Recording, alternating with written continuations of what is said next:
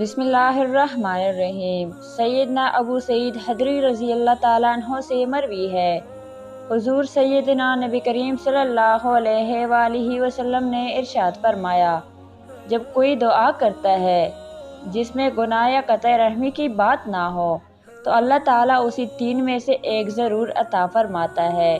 Number 1، اس دعا مانگنے والی کی دعا قبول کرتا ہے۔ نمبر 2، اس دعا مانگنے والی کی دعا کو آخرت کے لیے ذخیرہ کر لیتا ہے۔ نمبر 3، اس دعا مانگنے والوں کی دعا کے برابر کوئی مصیبت اس سے دور کرتا ہے۔ حضرات صحابہ کرام رضی اللہ تعالیٰ عنہ نے عرض کی، یا رسول اللہ، تب تو ہم کثرت سے دعائیں مانگیں گے۔ حضور صلی اللہ علیہ وآلہ وسلم نے ارشاد فرمایا، اللہ تعالیٰ کی عطا و بخشش تمہاری دعائیں مانگنے سے بھی زیادہ ہے۔